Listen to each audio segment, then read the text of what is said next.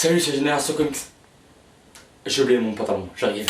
Donc comme vous l'avez compris avec cette intro moult réfléchie, aujourd'hui on va parler de la saison 2 de The Flash avec le teaser et les photos exclusives qui, on peut dire, mettent l'eau à la bouche. Dans ce teaser on peut voir Atom Smasher qui, quand sa mère était enceinte de lui, a été exposé à de fortes radiations.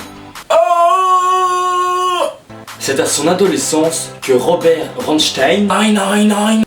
What? Qu'est-ce que tu fous là, mec? Je t'avais pas tué? Et non, je suis partout. Je suis immortel. En fait, non, tu m'as juste touché l'artère fémorale de la côte gauche du genou droit. D'accord. Donc je disais, avant que je ne sois interrompu, que c'est lors de l'adolescence du petit Robert qu'il commença à avoir une super force. Aussi, il peut manipuler sa taille entre 7 et 60 pieds.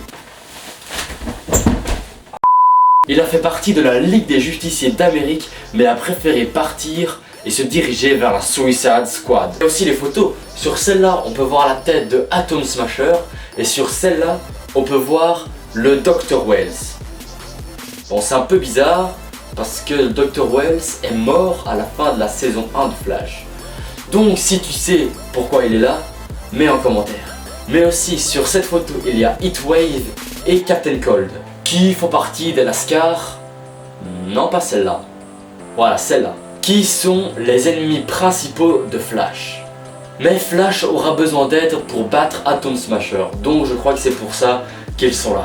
Et aussi on peut voir la première fête consacrée à Flash et Atom Smasher va venir s'inviter à la fête. D'après Heroic Hollywood, bon, ces informations sont prises avec des énormes pincettes, bien sûr. Il semblerait qu'un film sur de nouveaux personnages pourrait voir le jour. Ce film portera sur deux héros, Booster Gold et Blue Beetle, qui se traduit par Scarabée Bleu. Mais le film ne sera pas dans le même ton que les films de l'écurie DC. Il sera plus un film humoristique. La petite biographie de Booster Gold est né dans une famille pauvre de Gotham City. Il reçoit une bourse et va dans une université où il sera la star du football américain en tant que quarterback.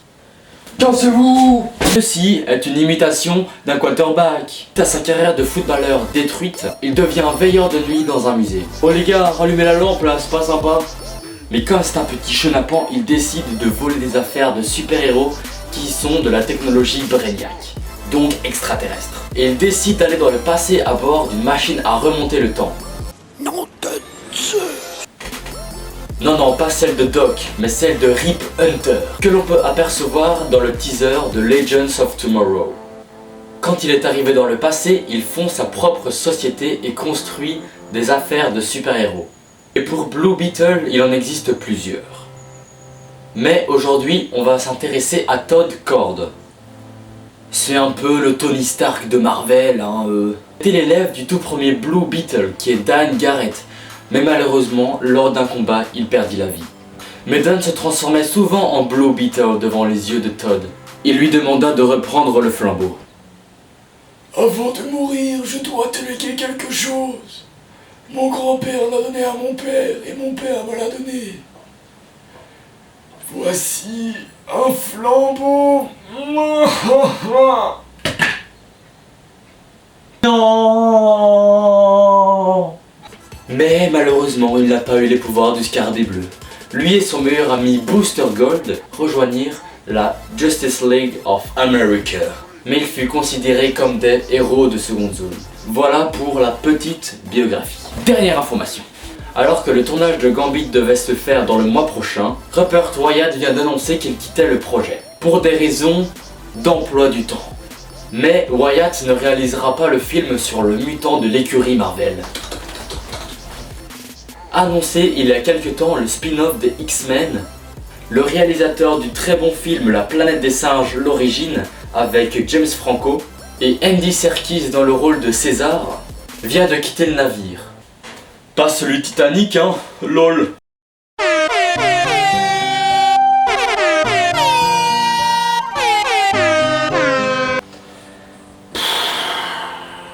Il a quitté le projet car il y avait des changements dans le script qui ne le plaisaient pas, mais aussi parce que ça sortait en dehors de son budget. Espérons que Gambit prenne le même chemin que Ant-Man niveau changement de réalisateur. Par contre, si c'est comme les 4 Fantastiques... Ouh là là, je le sens pas ce film, hein, je sens qu'il va être maudit. Et voilà, ma vidéo est terminée. N'oublie pas de laisser un petit j'aime, un petit commentaire et surtout t'abonner.